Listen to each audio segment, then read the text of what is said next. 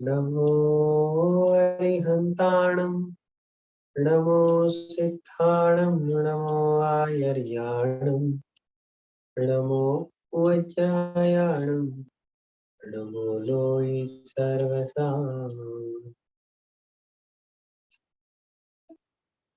પૂજ્ય ગુરુદેવ શ્રીની સામકાલીન સભા, તેની અંદર ચાલતો વિષય આ જ્ઞાન ગોષ્ઠી, તેની અંદર સમ્યક ચારિત્રના અધિકારના રૂપમાં અંતિમ ચરણમાં આપણો વિષય ચાલી રહ્યો છે. તેની અંદર છે ગુજરાતીમાં પાનું નંબર 103 અને પ્રશ્ન નંબર 334 થી 335 માં આપણે 12 ભાવનાની ચર્ચા સંબંધી એના અંતર્ગત આપણો સ્વાધ્યાય ચાલી રહ્યો છે. તેની અંદર આપણે જોઈએ છે કે પૂજ્ય ગુરુદેવ શ્રીએ કહ્યું કે આ 12 ભાવનાનું ચિંતન દ્રવ્ય ગુણ પર્યાયના માધ્યમથી વિશેષ રૂપથી ચિંતવવા યોગ્ય છે. તેનું એક સામાન્ય રૂપરેખા 12 ભાવનામાંથી અનિત્ય, અસરણ, સંસાર, એકત્વ, અન્યત્વ, અસુચિ અને આશ્રવ ભાવના. લાસ્ટ આપણી જે ચર્ચા ચાલી હતી આશ્રવ ભાવના સુધીના આપણે એની ચર્ચા કરી હતી. આશ્રવ ભાવનાની અંદર ચિંતન કેવા પ્રકારનું હોવું જોઈએ, કે આશ્રવો કેટલા પ્રકારના છે અને મારા એવા કયા કયા પરિણામોને આશ્રવ કહેવામાં આવે છે અને એ કયા કયા ભાવોથી તે આશ્રવો થાય છે ઇત્યાદિ 57 પ્રકારના આશ્રવો અને તેનાથી ભેદ વિજ્ઞાનની ચર્ચા આપણે કરી હતી. જેમ સામાન્ય રૂપથી કહેવામાં આવે કે જે આશ્રવ ભાવ જે છે તે મિથ્યાત્વ, અવિરતિ, પ્રમાદ, કસાય અને યોગ.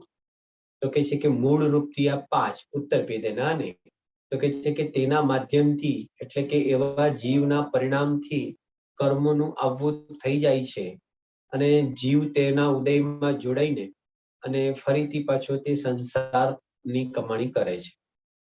આજે આપણે ચર્ચા કરીશું આગળની ભાવનાઓમાં. તેની અંદર સંવર ભાવનાની ચર્ચા આપણે જોઈ રહીશું.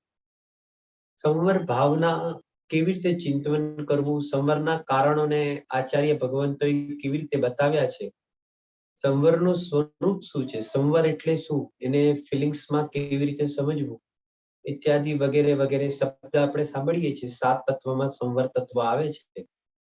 સંવર, નિદ્રા અને મોક્ષ, આ 3 જે શબ્દ જે છે તે નાસ્તિપરક શબ્દ છે. સૌથી પહેલા તો કારણ કે જેને કહેવાય કે સંવર એટલે શું, તો સંવર શબ્દનો ખરેખર અર્થ થાય છે રોકાવું, અટકવું. તો કે છે કે કોનું અટકવું અને કોનું રોકાવું. તો કે છે કે આ જે આશ્રવના જે 5 કારણ કયા, મિથ્યાત્વ, અવિરતિ, પ્રમાદ, કસાય અને યોગ. તો કે છે કે તે 5 કારણોનો અભાવ થઈને અથવા તો તેને રોકાઈને જે આત્માના અવલંબને જે શુદ્ધિની ઉત્પત્તિ થઈ તેને અહીંયા આગળ સંવર કહેવામાં આવે છે. સંવર જે છે સાચું સુખ, પંડિત ટોડરમલજી કે છે કે સંવર થતા સુખ થાય છે. એનો અર્થ એ થયો કે જો સંવર નથી થતો ત્યાં સુધી જીવને ખરેખર સુખની અનુભૂતિ થતી નથી. ભલે પછી એ ગમે તે આશ્રવ ભાવના જ પરિણામોમાં જશે, ચાહે શુભ પરિણામ હોય, વ્રતના પરિણામ હોય કે સ્વાધ્યાયના પણ પરિણામ હોય કે આત્મચિંતનના પરિણામ હોય, તે બધા પરિણામોની અંદર જો આ જીવને શાંતિ લાગે છે તો ખરેખર તે સંવરનું સ્વરૂપ જ સૌથી પહેલા તો તે સમજ્યો નથી. કારણ કે અશાંતિમાં શાંતિની કલ્પના થઈ જવી એ પણ અનાદિના સંસ્કાર છે, તે પણ મિથ્યાત્વ કહેવામાં આવશે. અને તેની આશ્રવ સંબંધીની પણ ભૂલ છે અને સંવર તત્વ સંબંધીની પણ ભૂલ કહેવામાં આવશે. આચાર્ય દેવોએ સામાન્ય રૂપથી એક સંવરની ચર્ચા કરી છે.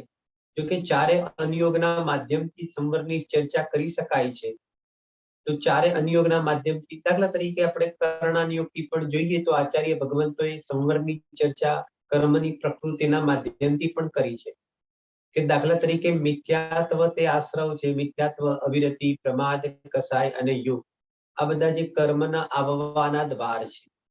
હવે અહીંયા આગળ જેમ આપણે અત્યંત જેને કહેવાય કે સહજ અને સરળ ઉદાહરણ છે નાવનું, કે જે પાણી આવે છે જે છિદ્રોમાંથી, તો જે છિદ્રોમાંથી પાણી આવે છે નાવની અંદર, એને જો બંધ કરી દેવામાં આવે તો પાણી આવવાનું બંધ થઈ જાય. એમ જ્યારે જીવ અહીંયા આગળ ઉપયોગ સ્વભાવ સન્મુખ કરીને વિતરાગ ભાવ જ્યારે સર્વપ્રથમ પ્રગટ થાય કરે છે ત્યારે એને કેટલીક કર્મોની પ્રકૃતિઓનું આવવાનું જેને કહેવાય કે અટકી જાય છે. સામાન્યપણે આપણે જોઈએ તો સામાન્યપણે બંધાવા યોગ્ય પ્રકૃતિ કેટલી? એ સામાન્યપણે બંધાવા યોગ્ય પ્રકૃતિ 120 છે.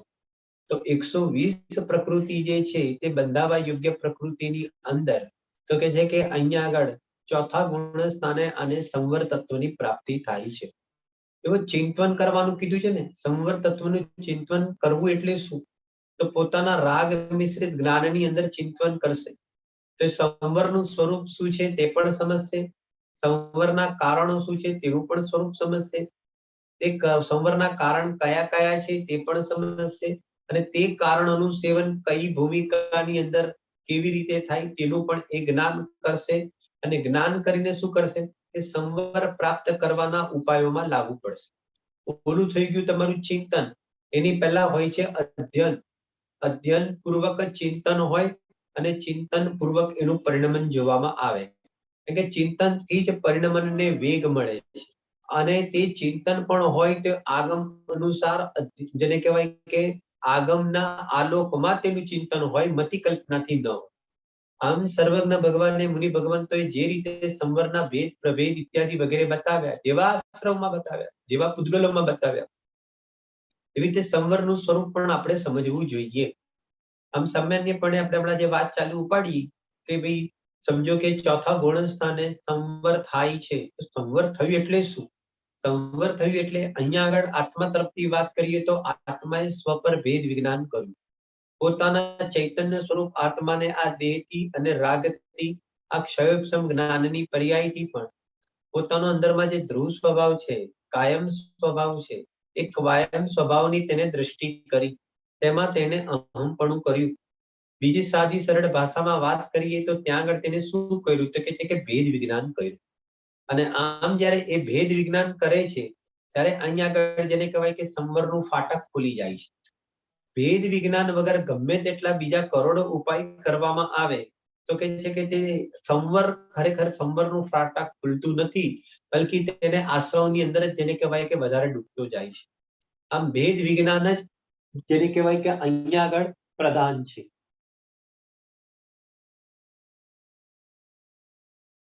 ભેદ વિજ્ઞાન જ જેને કહેવાય કે અહીંયા આગળ પ્રધાન છે.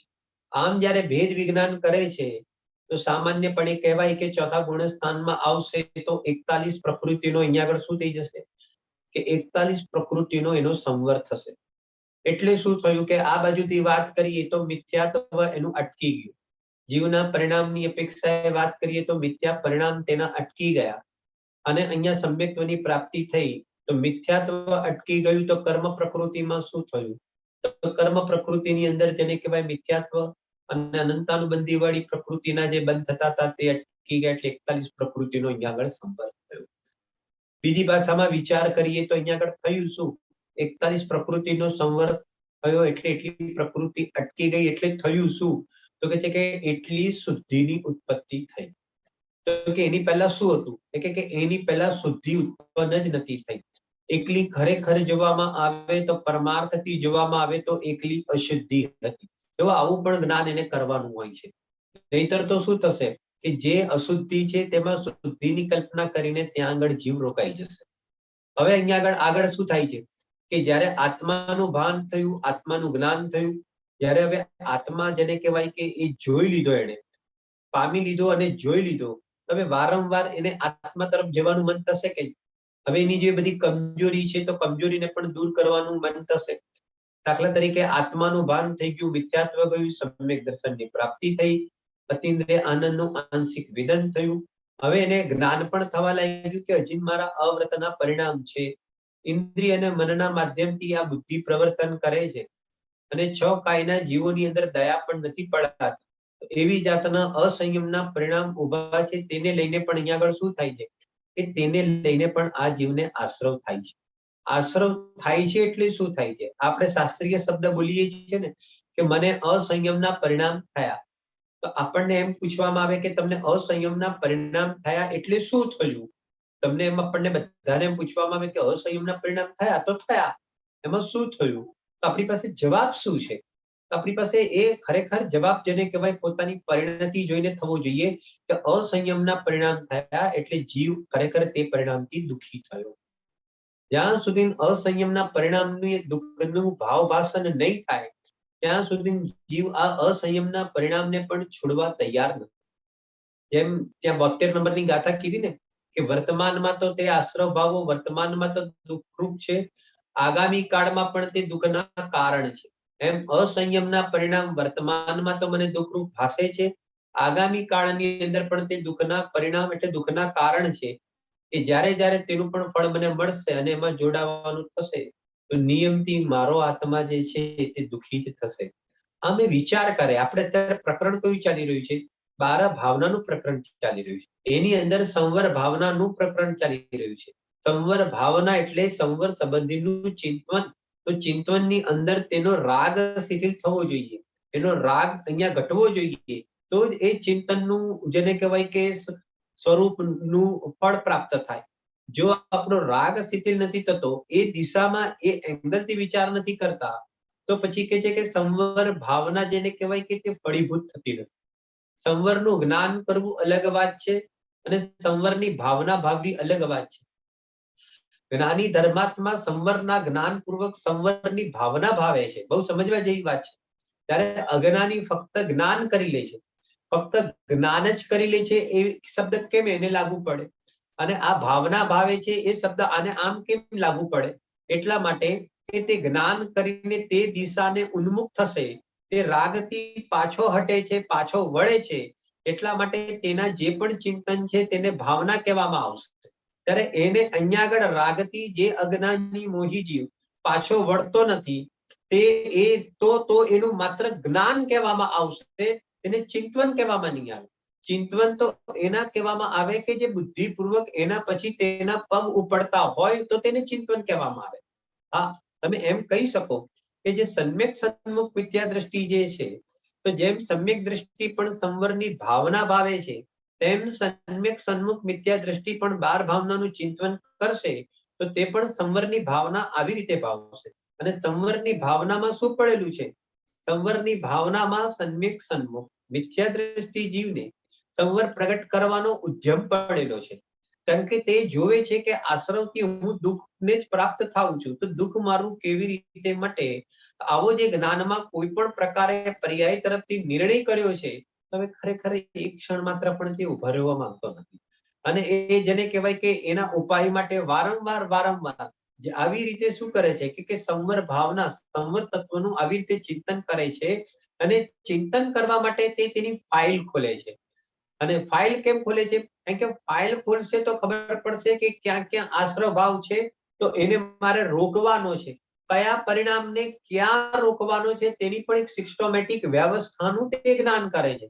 જરા સમજજો. જેને કહેવાય યોગ વાળો આશ્રવ અંતમાં છૂટે, મતલબ કે અંતમાં રોકાય, અને શરૂઆતની અંદર યોગ વાળા આશ્રવથી રોકાવાનું એટલે કે સંવર કરવાનું એ જેને કહેવાય કે ગણે અને એ દિશામાં પુરુષાર્થ કરશે તો કે છે કે તેનું જ્ઞાન ખોટું છે. એનું સામાન્ય માનસિક જ્ઞાન પણ જેનું ખોટું છે તો તેનું ચિંતન બરાબર હોઈ શકે નહીં. આ બધી ચીજોને સુમેળ છે. આમ જ્ઞાનમાં જાણકારી પણ જોઈએ અને એ જાણકારી ચિંતન કરવા માટે છે અને એ ચિંતન રાગ તોડવા માટે છે અને એ રાગ તોડીને વિતરાગ દશાને પ્રાપ્ત થવું છે. આ આપણું પ્રયોજન છે. માટે તેને જ્ઞાન કરવાનું છે ને જ્ઞાનપૂર્વક ચિંતન કરવાનું છે. આ આખો એનું જેને કહેવાય કે સ્વરૂપ આપણા જ્ઞાનની અંદર પ્રયોજન પરક દ્રષ્ટિકોણ આપણો હોવો જોઈએ. હવે અહીંયા આગળ જ્યારે આપણને મને ખબર પડી કે અહીંયા આગળ અરે સમ્યક દર્શન તો થઈ ગયા પછી પણ જુઓ તો ખરા કેટલી કમજોરી છે કે 5 ઇન્દ્રિયના વિષયોની અંદર અને મનના વિષયોમાં મારી પ્રવૃત્તિ અને આ 6 કાયના જીવોની હિંસામાં મારી પ્રવૃત્તિ, ખરેખર એ મને પોસાય એમ નથી અને ખરેખર મારે એનાથી દૂર થઈ જવું જોઈએ.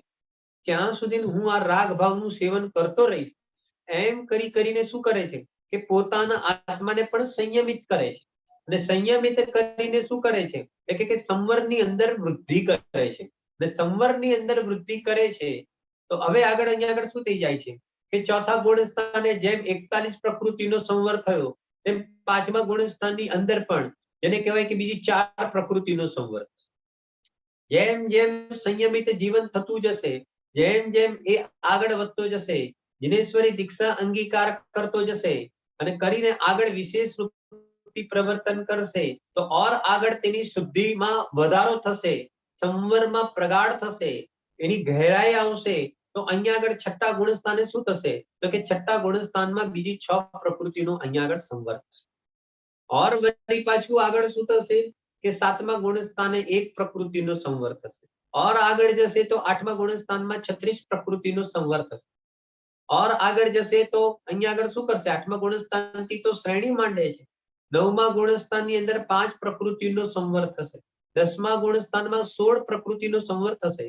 11મા 12માં ન થઈને 13મા ગુણ સ્થાનમાં એક સાતા વેદની કર્મની પ્રકૃતિ, એ છેલ્લે જેને કહેવાય કે તેનો ત્યાં અંતમાં સંવર થઈને આવી રીતે 120 પ્રકૃતિનો સંવર આવી રીતે અંતની અંદર જોવામાં આવે છે. આમ એનો ગ્રાફ્ટ એ બતાવે છે કે પહેલા જેને કહેવાય કેટલી કર્મની પ્રકૃતિ બંધાતી હતી, એટલે કેટલો આશ્રવ થતો હતો, અને આશ્રવ થતો હતો એટલે જીવના પરિણામોની અંદર આ બધા વિભાવો કેવા અહીંયા આગળ જેને કહેવાય કે ગતિમાન હતા, આત્માને કેવા ઉલઝાવતા હતા, કેવું દુઃખ અને પીડા આપતા હતા. જેમ જેમ સ્વરૂપની આત્માની આરાધના વધતી ગઈ તેમ તેમ પોતે કેવો શાંત થતો ગયો, ચારિત્રમાં વધતો ગયો, એટલે બીજો શબ્દમાં કહીએ કે તે શાંત થતો ગયો, શાંત થતો ગયો. આચાર્ય ભગવંતોએ આ પદ્ધતિથી જેને કહેવાય કે કરણાની યોગની અપેક્ષાએ વિચાર કરીએ, ચિંતન કરીએ, તો આવી રીતે જેને કહેવાય કે તે એક પ્રકૃતિથી એક હકીકતમાં તો સામે આત્માની સામે આ પરિણતિ જોડાઈ છે. આ તો ભાષા બોલવાની એક પદ્ધતિ છે, જેને કહેવાય લડવા માટે તે બહાર નથી જતો, સ્વરૂપમાં સ્થિર થવું તે જ પ્રકૃતિઓથી લડવું છે. આમ સ્વરૂપમાં સ્થિર થતા થતા આગળ વધતો થાય. હવે આની સાથે જ એક બીજી વાત જે તત્વાર સૂત્રકાર કહે છે. તત્વાર સૂત્રકાર કહે છે કે સંવરના કારણો કયા? તો સંવરના કારણોની ચર્ચા તત્વાર સૂત્રની અંદર કરેલી છે. કોઈને ખ્યાલ છે તમને લોકોને એ સંબંધી? નહીં, મને ખ્યાલ નથી. I don't know about others. હા, જુઓ, સંવરના કારણોની ચર્ચા માટે આચાર્ય ભગવંતોએ સૂત્ર મૂક્યું છે. તમે સાંભળ્યું હશે, પણ કદાચ આ સંવરના કારણનું સૂત્ર છે એવું ખ્યાલ નહીં હોય કદાચ તમને. જેને કહેવાય સગુપ્તિ સમિતિ ધર્માનુપ્રેક્ષા પરિસહ જય ચારિત્રે, જેને કહેવાય આ સંવરના કારણોની ચર્ચાના અંતર્ગત જેને કહેવાય કે સૂત્ર મૂકવામાં આવ્યું છે. હા, બરાબર છે. એ વાત તો સાંભળી છે ને, આ મિસ્ડ ઇટ. કારણ મને નહીં ખબર, સંભળાયું જરાક, પણ હા, સમિતિ વગેરે. હા, એટલે હવે જુઓ કે દાખલા તરીકે તત્વાર સૂત્રની અંદર ઉમા સ્વામી ભગવાન આપણને કહે છે કે હે જીવ, જો તારે સંવર કરવો હોય તો તારે આનું પાલન કરવું પડશે. આમ જ્યારે જેને કહેવાય કે 9મા અધિકારની અંદર મુનિરાજની મુખ્યતાથી ત્યાં સંવર અને નિર્જરાની ચર્ચા કરવામાં આવી છે. એની અંદર જેને કહેવાય વિશેષ રૂપથી ચર્ચા કરવામાં આવી, તો ત્યાં આગળ જેને કહેવાય કે સંવરના આ બધા કારણો ગણાવ્યા. એની અંદર સૌથી પહેલું કારણ બહુ સુંદર ગણાવ્યું છે ગુપ્તિ. તો કે છે કે આ ગુપ્તિ છે, સમિતિ છે, ધર્મ છે, અનુપ્રેક્ષા છે, પરિસહ જય છે, અને જેને કહેવાય કે ચારિત્ર છે. તો કે છે કે આ બધા ભાવોથી શું થાય છે જીવને? એટલે કે આ બધા ભાવોથી સંવર વિશેષે કરીને સ્ફુરાયમાન થાય છે. જો બહુ સમજવા જેવા છે. સમયસારની અંદર જયારે વાત કરીને સંવર અધિકાર જયારે મુખ્ય ઉપયોગમાં ઉપયોગ છે, એની પહેલાનો એક કળશ જોજો. અને હવે ત્યાં આગળ આચાર્ય દેવ પર ઉત્કૃષ્ટ સંવરની ચર્ચા કરે છે. તો કે છે કે ઉત્કૃષ્ટ સંવર એટલે શું? ઉત્કૃષ્ટ સંવર એટલે જ્યાં અંતિમમાં આપણે જ્યાં ના કીધું કે 120 પ્રકૃતિનો ત્યાં આગળ જેને કહેવાય કે હવે આશ્રવ થતો અટકી ગયો છે, તે ઉત્કૃષ્ટ સંવર કહેવામાં આવે. કયા કયા શબ્દનો ક્યાં કેવી રીતે અર્થ કરવો? પરમ ઉત્કૃષ્ટ સંવર છે, જેને કહેવાય કે અશુદ્ધિ પૂરેપૂરી અટકી ગઈ છે. કર્મનું તો નિમિત્ત છે, પણ અહીંયા આગળ જેને કહેવાય કે તેવા ભાવો કે આત્માના પ્રદેશોમાં થતી ચંચળતા, યોગનું કંપન, તે પણ હવે જેને કહેવાય કે શાંત થઈ ગયું છે. એવો પરમ ઉત્કૃષ્ટ સંવર જેને કહેવાય કે ત્યાં આગળ પ્રગટ થાય છે. તો આચાર્ય દેવ આપણને બતાવે છે કે હે જીવ, તારે અહીંયા આગળ શાંત રસમાં હંમેશા માટે સાદી અનંત કાળ સુધી તો જયારે તારે સમાઈ જવું હોય, સ્થિર થવું જવું હોય, તો કે છે કે તું આ સૂત્રને ફોલો કરજે અને તેનું તું સેવન કરજે. તો હવે આ જીવ શું કરશે કે પહેલા તેનું જ્ઞાન કરશે અને તેની અંદર પરિણમન કરવા માટે તેનું ચિંતન કરશે. અને એને અહીંયા આગળ 12 ભાવનાનું ચિંતન કહેવામાં આવે છે. અને 12 ભાવનાના ચિંતન પૂર્વક તે જિનેશ્વરી દીક્ષા લે છે. અને 12 ભાવનાના ચિંતન પૂર્વક જયારે જિનેશ્વરી દીક્ષા લેશે ત્યારે તેને ગુપ્તી સમિતિ ધર્માનુપ્રેક્ષા પરિસર જઈ અને ચારિત્ર જોવામાં આવશે. ખ્યાલ આવે આનો ક્રમ કેવી રીતે છે જેને કહેવાય? તો આમ સમ્યક દર્શન તો થયો, અને સમ્યક દર્શન પછી હવે અહીંયા આગળ શું કરે છે? કે ગુપ્તીનું પાલન કરે છે. કેટલી સુંદર વાત છે. ગુપ્તીનું પાલન કરવું એટલે શું? કે મનથી, વચનથી અને કાયથી ખરેખર તેનો જેને કહેવાય તેના માધ્યમથી રંચ માત્ર પણ કામ ન લેવું, એમાં ઉપયોગને ઉલજાવો નહીં, એમાં ઉપયોગનું જે પ્રવર્તન નથી થતું, તેનાથી ઉપયોગ નિવર્ત્યો છે એટલે કે પાછો હટ્યો છે. મનના વિકલ્પોથી પણ પાછો હટ્યો છે, વચનના વિકલ્પોથી પાછો હટ્યો છે, કાયના વિકલ્પોથી પાછો હટ્યો છે. અરે એવી રંચ માત્ર સૂક્ષ્મ પરિણતિથી પણ તે જીવ પાછો હટ્યો છે અને સ્વરૂપમાં લીન થાય છે. તેને અહીંયા આગળ સર્વજ્ઞ ભગવાન ગુપ્તી કહે છે. અને ગુપ્તીને લઈને જેને કહેવાય અહીંયા આગળ એને સંવર જોવામાં આવે છે. આમ એ શું કરશે? એ કે ગુપ્તીનો વિચાર કરશે. જો એક બીજી વાત કહું તમને, જરા થોડી આપણા લેવલની વાત કરું છું. જો કે શ્રાવક જીવને ગુપ્તી હોતી નથી. સૌથી પહેલા બહુ ક્લિયર કટ વાત કરી દઉં. સમ્યક દ્રષ્ટિ ધર્માત્મા શ્રાવકનો જીવ હોય તો કે છે કે એ શ્રાવકનો જીવને ખરેખર ગુપ્તી હોતી નથી. આપણે આ પહેલા તો કન્ડિશન મૂકી, કારણ કે ગુપ્તીનું જે સ્વરૂપ બતાવવામાં આવ્યું છે જીનાગમમાં, તે મુનિરાજની પ્રધાનતાથી જેને કહેવાય જય ગુપ્તી છે, સમિતિ છે, ધર્મ છે, તો આ બધા મુનિરાજની પ્રધાનતાથી જેને કહેવાય તેનું સ્વરૂપ બતાવવામાં આવ્યું. કારણ કે તે બધા ચારિત્રના ઘરેણા છે, ચારિત્રનો નિખાર છે. આવો જે ચારિત્રનો નિખાર છે તે મુનિ ભગવંતોને જોવામાં આવે છે, એટલે તેમની પ્રધાનતાથી ચર્ચા કરવામાં આવી. હવે જુઓ, આપણે જયારે 12 ભાવનાના ચિંતનની અંદર આવી રીતે જેને કહેવાય કે સંવર ભાવનાનું ચિંતન કરશો અને જયારે ચંવરના પણ ભેદ પ્રભેદ આપણે પાથરી દઈશું તો તેની અંદર પણ ગુપ્તીનું સ્વરૂપ આવશે. તો ગુપ્તીનું સ્વરૂપ પણ આપણે તત્વાર સૂત્ર વગેરે ઇત્યાદિ બીજા ગ્રંથોના માધ્યમથી એટલે વારંવાર વિચાર કરીશું ને તો ગુપ્તી અહીંયા આગળ સાંભળજો બરાબર, શાંત રહેવાનો ભાવ આપણને જાગૃત થશે વારંવાર. હવે આપણી દિશા પણ ભલે આપણને ગુપ્તી નથી, હજી પણ કહું છું, ભલે સમ્યક દર્શન થઈ ગયા પછી પણ ગુપ્તી નથી, પરંતુ ગુપ્તીના શ્રદ્ધાની થવાનું છે. જરા એક વસ્તુ સમજો. જેમ ચોથા ગુણ સ્થાને કેવી રીતે વિચાર કરવો એની વાત ચાલી રહી છે. જેમ ચોથા ગુણ સ્થાને તમે મને એમ કહો કે 10 ધર્મનું પાલન છે કે નહીં, તમે મને એમ કહો, ચલો આનો જવાબ આપો મને. નહીં, 10 ધર્મના પાલનની વાત તો આપણે મુનિ થયા પછી આવે છે. If V put it as ઉત્તમ 10 ધર્મો, બરાબર. તો પછી એમ કેમ કહેવામાં આવે છે કે ચોથા ગુણ સ્થાને પણ તે આંશિક છે? તમારો મને વોઇસ મિસ થયો ક્વેશ્ચન. તો પછી આપણે એમ પણ કહીએ છીએ ને કે ચોથા ગુણ સ્થાને એક ચોપડીના અભાવ પૂર્વક કેટલી વિતરાગતા છે, તેને પણ અંશે જેને કહેવાય કે ગણતરી ગણવામાં આવે છે. પાંચમા વાળાને પાંચમાને યોગ્ય, મુનિરાજને યોગ્ય. એ રીતે પણ ચર્ચા આવે છે. બરાબર છે કે નહીં? એક કશા ચોકડીનો જ અભાવ છે એટલે એના જો ચોથા ગુણ સ્થાને 10 ધર્મનું હકીકતની અંદર જો એક અપેક્ષા તો એ છે કે ચારિત્ર તરફથી વાત કરીશું તો એક સામાન્ય પણ એમ કહેવામાં આવશે કે એક કસાઈ ચોકડીના અભાવ પૂર્વક તેટલી વિતરાગતા પ્રગટ થઈ છે.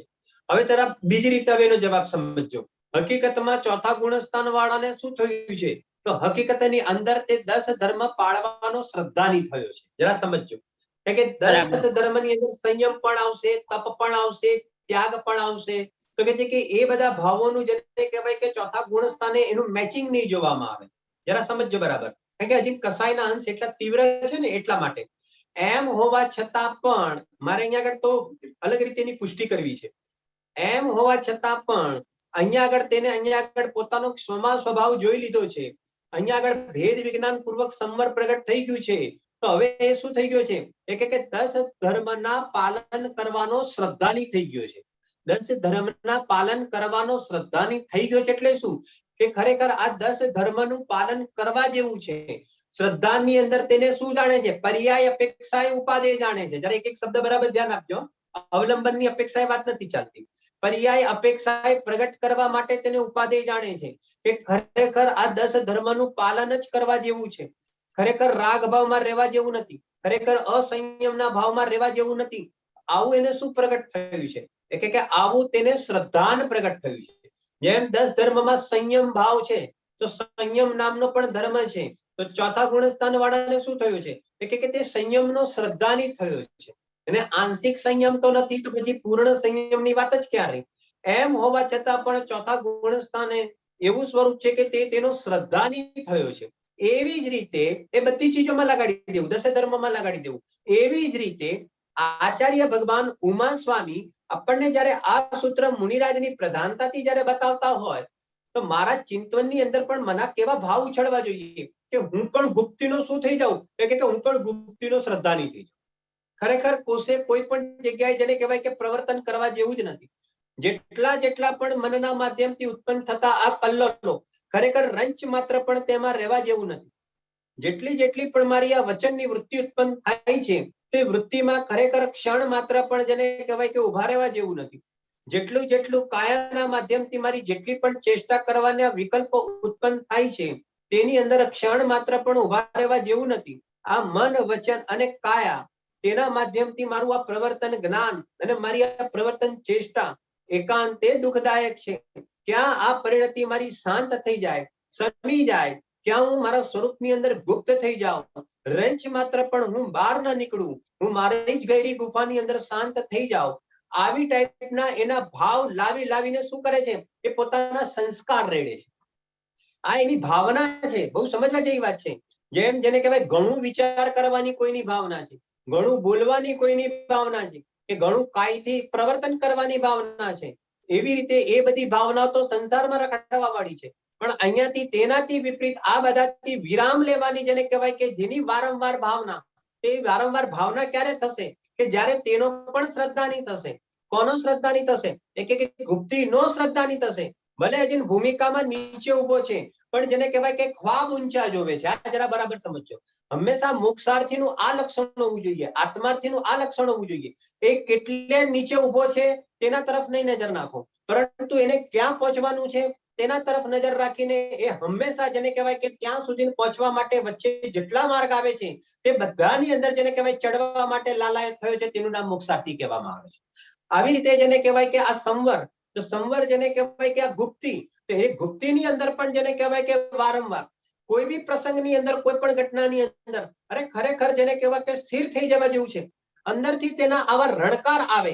જો આવું ક્યારે બનશે ખબર છે? આખો દિવસ આપણને નહીં બને, 24 કલાક આવી રીતે આવા વિચારો તો ના જ આવે આપણને. પરંતુ જેને કહેવાય કે બુદ્ધિપૂર્વક આપણને સંવર તત્વની ભાવના ભાવી છે ને. તમે રત્નાકરણ શ્રાવકાચાર વાંચજો અને રત્નાકરણ શ્રાવકાચારની અંદર સંવર ભાવનાનું પ્રકરણ વાંચશો તો તમને આ બધી ચીજોની મુલાકાત થશે. અને એની અંદર આપણે કેવા પ્રકારનું ચિંતન કરવું તો કે છે કે તે આપણને પોઈન્ટ્સ મળશે. તેથી કરીને આપણે આવી ટાઈપનો વિચાર કરી શકીશું કે ભલે મારામાં અત્યારે એવી દશા નથી, એવી ભૂમિકા નથી, પરંતુ હું ખરેખર શ્રદ્ધાની તો આનો છું કે ખરેખર સ્વરૂપમાં જ લીન થઈ જવા જેવું છે. આ થઈ ગયો સંવરનો પહેલો ભેદ, એ ગુપ્તી થઈ. ત્યારબાદ જેને કહેવાય કે સમિતિ, તો કે છે કે ગુપ્તી સ્વરૂપમાં રહેવાય, પહેલા તો સ્વરૂપમાં જ રહેવું. અને જો મુનિરાજ એમ વિચારે કે સ્વરૂપમાં નથી રહેવાતું તો પછી શું કરે કે મારી જેટલી પણ પ્રવૃત્તિ છે મન, વચન, કાય સંબંધીની, તે બધી જેને કહેવાય કે યત્નાચાર પૂર્વક પ્રવર્તન થાય. હવે આ થઈ ગઈ પ્રવૃત્તિ. ગુપ્તી નિવૃત્તિ સ્વરૂપ છે અને સમિતિ પ્રવૃત્તિ સ્વરૂપ છે. હવે જો સમિતિની અંદર જો આ સંવરની વાત ચાલી રહી છે, આ બધા કારણોથી સંવર પ્રાપ્ત થાય છે તેમ આચાર્ય ભગવાનનું કેવું છે. તો સમિતિની અંદર સંવર આવે કેવી રીતે એ જરા સમજજો બરાબર. બહુ સમજવા જેવી વાત છે કે સૌથી પહેલા તો સમિતિ એટલે શું કે સમ્યક પ્રકારે ગમન ઇતિ, સમ્યક પ્રકારે ગમન કરવું. ગમન કરવું એટલે શું? એની જેટલી પણ ક્રિયા છે તેની અંદર સાવધાની પૂર્વક પ્રવર્તન કરવું.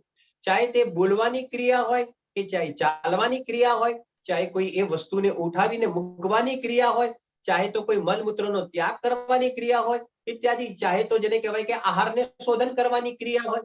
આવી અનેક પ્રકારની એના માધ્યમથી જીવનમાં, ભૂમિકામાં જે પણ જેને કહેવાય કે પ્રવૃત્તિ છે તે બધાનું અહીંયા આગળ એક નામ આપણે સામાન્ય પણ આપી દઈએ, આપણે સમિતિ. બરાબર કે નહીં? હવે જરા સમજજો, જરા હવે ઓલી વાત યાદ કરજો. મેં કીધું ને કે જેમ કર્ણાનિયોગ તરફથી જોવામાં આવે તો ઉપરના ગુણસ્થાનોમાં જેને કહેવાય દરેક જગ્યા પર સ્ટેજ પડે છે અને કેટલીક પ્રકૃતિઓનો જેને કહેવાય કે સંવર થતો જાય છે. એમ અહીંયા આગળ છઠ્ઠા સાતમા ગુણસ્થાન વર્તી મુનિરાજ છે. તો છઠ્ઠા ગુણસ્થાન વર્તી જે મુનિરાજ છે તો તેમને પણ અહીંયા આગળ કેટલીક પ્રકૃતિનો સંવર તો અહીંયા આગળ પણ થયો છે જેને કહેવાય. તો હવે અહીંયા જરા સમજજો, એટલી શુદ્ધિની વૃત્તિ મતલબ કે ઉત્પત્તિ થઈ, મતલબ કેટલી પ્રગાઢતા આવી. હવે જરા સમજો કે ત્યાં આગળ જેને કહેવાય કે સંવરનું કારણ શું, સમિતિમાં સંવરનું કારણ શું, એ જરા બરાબર સમજો. તો હવે અહીંયા આગળ સમિતિ છે ને, સમિતિ, તો સમિતિ તો પ્રવૃત્તિ રૂપ છે. આ ઘણો વિચાર કર્યો. તો સમિતિ પ્રવૃત્તિ રૂપ હોય તો તે સંવરનું કારણ બને કે આશ્રવનું કારણ બને? ચલો આ તમે મને જવાબ આપો. આપણી ચર્ચા કઈ ચાલી રહી છે, તમને પોઈન્ટ પકડાય છે ને બરાબર? બીજા બધા જે પણ હોય કોઈ? હાજી, બીજા પણ સમજો. હા હા, એટલે જેને કહેવાય પોઈન્ટ પકડજો. આ જરા થોડાક ટેકનિકલી તત્વપરક સમજવા જેવા પ્રકરણ છે કે સમિતિનું જ્યારે પાલન હોય, ફરીથી બોલું છું, જ્યારે સમિતિનું પાલન હોય તો તે વખતે આ સંવરના કારણોમાં સમિતિ શા માટે લીધી? જ્યારે સમિતિ તો આપણને એમ લાગે કે પ્રવૃત્તિ રૂપ છે, તો તેની અંદર અહીંયા આગળ મુનિ ભગવંતોને સંવર કેવી રીતે થાય? આ મારો પ્રશ્ન છે. આ કોઈને કઈ કેવું છે? જ્યારે અંદરમાં ન રહી શકાય તો હમણાં તમે કહી ગયા ને, તો એવી રીતે બાહ્યમાં એ બધી પ્રવૃત્તિમાં જે રાખે છે સાવધાની, તો એ છે એનું સ્વરૂપ, તો એનું એ છે. આપણે એને સંવર થયો, મારો પ્રશ્ન આ છે. એનાથી સંવર નથી, પણ એ પ્રવૃત્તિ શું કહેવાય કે એવી ભૂમિકામાં વળી પાછો આ ઉપયોગ અંદર જાય તો સંવર થાય. મુનિના અભિપ્રાયમાં બિલકુલ એને સ્પષ્ટતા છે કે એની પરિણતિ ચાલુ છે અંદર, કે હું ભેદ જ્ઞાન થઈ ગયું છે એટલે પરિણતિ અંદર ચાલુ છે, ને બહાર જે પ્રવૃત્તિ થાય છે એમાં એ પોતે એકદમ સમિતિપૂર્વક બધું પાલન કરે છે, કે એને મારવાના ભાવ નથી, થઈ જાય એ વસ્તુ અલગ છે. બરાબર છે, બરાબર છે. તમે બહુ નજીક છો. જો એને શાસ્ત્રીય શબ્દથી થોડીક પરિચય આપો એટલે ખબર પડે. જેમ જયારે મુનિરાજ જયારે ગમન કરે છે ને, દાખલા તરીકે એમને નથી કહેતા એરિયા સમિતિપૂર્વક ગમન કરે છે, 4 હાથ જોઈને ગમન કરે છે, તો તે વખતે સંવર કેમ બતાવ્યું? વિચાર તો આપ માંગે છે. ઉમા સ્વામી આચાર્ય દેવે ત્યાં સંવરના અધિકારમાં, સંવર વાળા પ્રકરણની અંદર કેમ એને મૂક્યું? આશ્રમ વાળા પ્રકરણમાં ન મૂકીને સંવર વાળા પ્રકરણમાં કેમ મૂક્યું? આપણે તે સમજવું છે. કારણ કે તેને તે સંબંધી જોયા વગર ચાલવાના પરિણામનો ત્યાં આગળ, એ સંબંધીના પ્રમાદનો ત્યાં આગળ અભાવ જોવામાં આવે છે. ફરીથી બોલું છું, જરા સમજજો જરા. જેમ દાખલા તરીકે આપણે અત્યારે ચાલીએ છીએ ને, ગમન કરીએ છીએ, તો જેને કહેવાય કે આપણે ગમન કરીએ છીએ તો જોયા વગર ગમન કરીએ છીએ, તો એમ કેમ બને છે?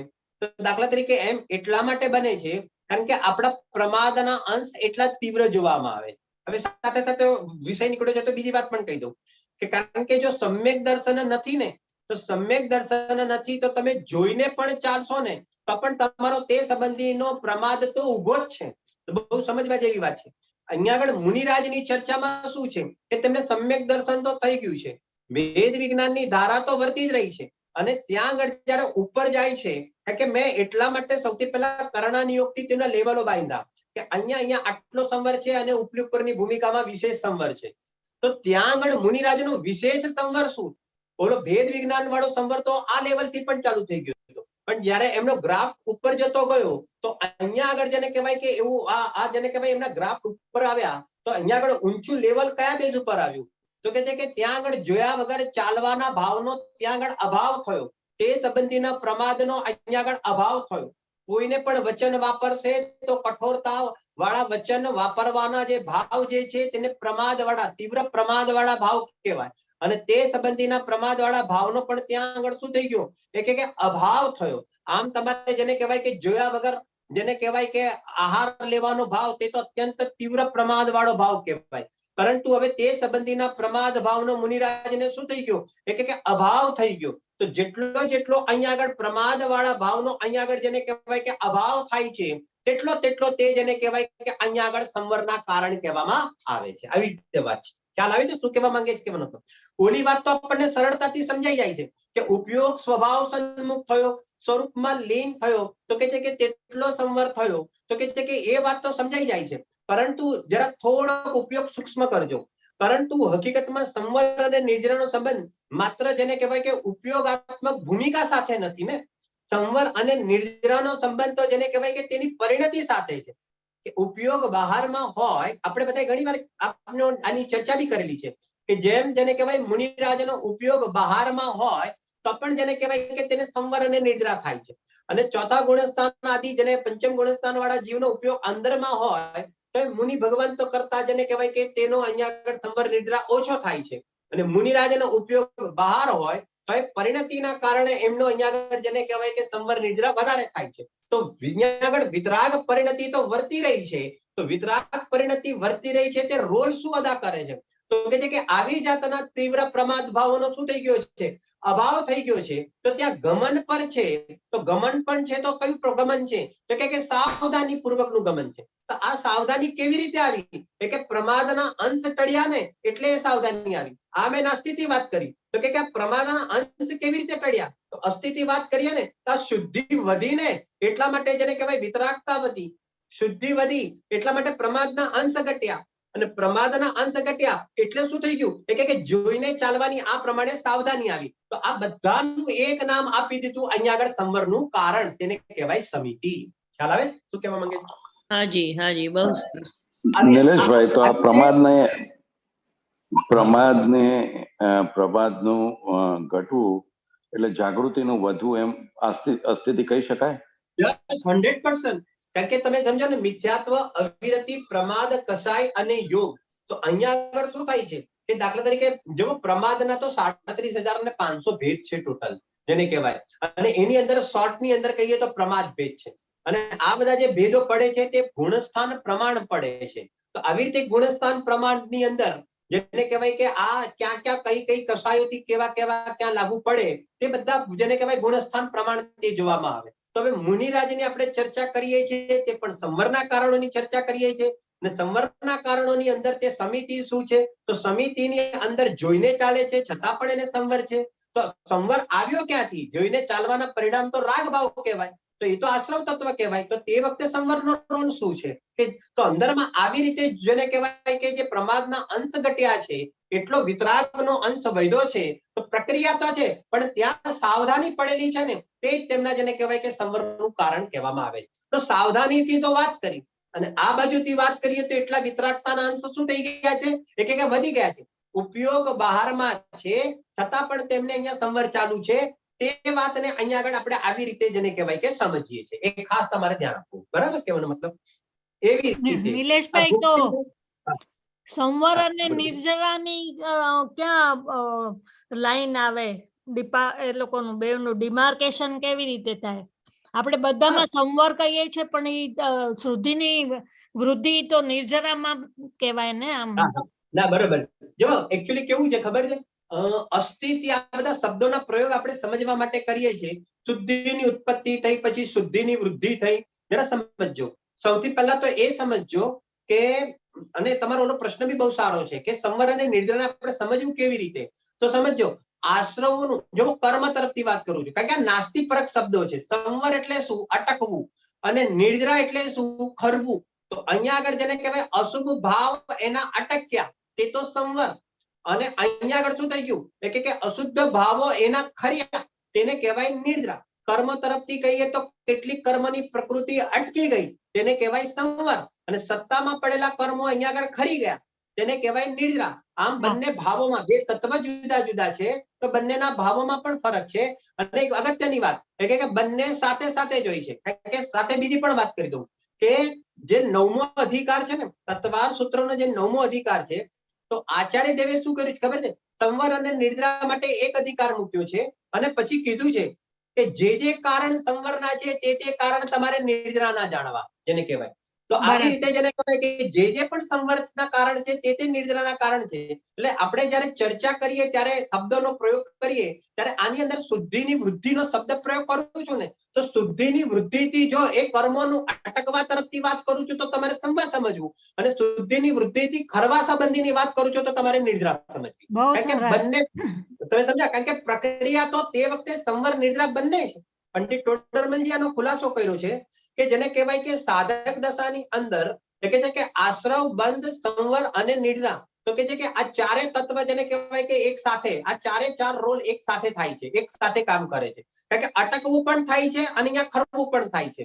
હવે હા. ગજબની વાત છે, અટકવું અને ખરવું આ બંનેની અંદર પણ એની પ્રગાઢતા વધતી ગઈ ને, વધારે અટકતું ગયું. જો એટલા માટે મેં કરણાની યુક્તિ શરૂઆત કરી. આજે મેં ટોપિક ઉપાડ્યો ને એનું મૂળ કારણ આ હતું કે ઉપરના ગુણસ્થાનોમાં જેમ જેમ પ્રકૃતિઓ અટકીને તો આપણા જ્ઞાનમાં એ ભાવભાષણ થયું કે તેની વિશુદ્ધિ પણ વધી, તેમ સાથે સાથે આપણે એ સમજવું પડે. તમે સમજ્યા હું શું કહેવા માંગુ છું? કહેવાનો મતલબ એટલા માટે મેં એ એંગલ થી વાત છેડી હતી.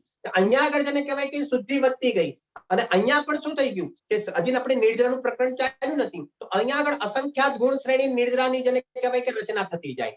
અને અહીંયા આગળ શું થઈ ગયું, જીવોના પરિણામમાં શું થઈ ગયું કે જીવના પરિણામની અંદર જેને કહેવાય કે સ્વરૂપને ગ્રહણ કરવાની પ્રગાઢતા વધતી ગઈ. અને કદાચ સાતમામાંથી છઠ્ઠામાં આવ્યા તો ત્યાં આગળ પણ શું થઈ ગયું, જો એક બીજી વાત કહું તમને, મને પણ હમણાં મગજમાં આવ્યું કે પ્રચુર સાવધાની વધતી ગઈ. જેમ જેમ વિશુદ્ધિ વધતી ગઈ તેમ તેમ પ્રચુર સાવધાની પણ વધતી ગઈ. આ પ્રચુર શબ્દ કોના માટે યુઝ કરીએ છીએ? હવે એની અંદર પણ એક ભાવ અંદરમાં અત્યારે જ ખ્યાલ આવે છે કે પ્રચુર શબ્દનો અર્થ એ થાય છે કે કંઈક પણ ખૂણે ખાચરે પણ કોઈ પણ દોષ જેને કહેવાય કે છઠ્ઠે ગુણસ્થાનને યોગ્ય જેને કહેવાય કે કઈક કઈક મુનિરાજને લાગતા હોય છે તો કે છે કે તેનો પણ અહીંયા આગળ જ્ઞાન, અહીંયા આગળ સ્વરૂપની પ્રગાઢતામાં શું થઈ જાય છે કે તે બધી ચીજોનો પણ અહીંયા આગળ અભાવ થતો જાય છે. એ વિશુદ્ધિનું કારણ. આમ સંવર અને નિર્જરાની અંદર પ્રગાઢતા આવતા આવતા તે શું થઈ જાય છે કે જીવ જેને કહેવાય કે ઉપર ચડતો જાય છે. આખી એની વ્યવસ્થા આ રીતે. બહુ સરસ, બહુ સરસ. ખ્યાલ આવે કે હા. એવી રીતે જેને કહેવાય કે આ સંવર અને આપણે આ ગુપ્તિ પછી સમિતિ અને ત્યારબાદ આપણે જેને કહેવાય કે આપણે મારો સમય બી આવ્યો છે અહીંયા આગળ આપણે ધર્મ, અનુપ્રેક્ષા, પરિસહજય અને ચારિત્ર અને પછી એ નિર્જરા. તો એને કેવી રીતે આપણે સમજવું ને ઉતાવળ કર્યા વગર આપણે કાલે એનું આખરી વ્યવસ્થા આપણે સમજીશું. બરાબર? હાજી. હાજી નિલેશભાઈ, આજે તમારે હેડિંગ આપવું પડશે કારણ કે I could not start YouTube, તો મેં ખાલી નંબર આપ્યો છે એટલે તમે હું તમને પ્રશ્ન નંબર આપી દઉં. એટલે તો હેડિંગ ને સંવર તત્વનું ચિંતન, સંવર ભાવનાનું ચિંતન. ઓકે. કારણ કે આપણે આગળ મેં છે ને આશ્રવ ભાવનાનું આપ્યું છે ને એટલે આ સંવર ભાવનાનું આપીએ.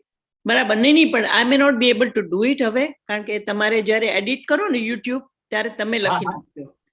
હા ઓકે. ઓકે. બરાબર. હાજી. અને પછી છે ને કાલે હું તમને ડેટ આપી દઈશ કારણ કે પછી આપણું ગેપ પડશે ને ત્યાંથી આપણે પછી ફરીથી શરૂ કરીશું. એક કાલે હું પણ જોઈ લઉં જરા. કાલે ડેટ આપી. હાજી. કાલે આઈ મીન નિલેશભાઈ એટલા માટે હાજી આપ પર્યુષણ કરવા જવાના છો કે ખાલી 10 લક્ષણા કરાવવા જવાના છો? હું 10 લક્ષણ પર્વમાં જવાનો છું. હું નાયરોબી જઉં છું. ઓહ અચ્છા. ઓકે. એમણે વાત કરેલી. ઓકે. જાવાણી કે જ્ઞાન સે સૂજે નો કાલો મસ્તક નમો સદાદિતો.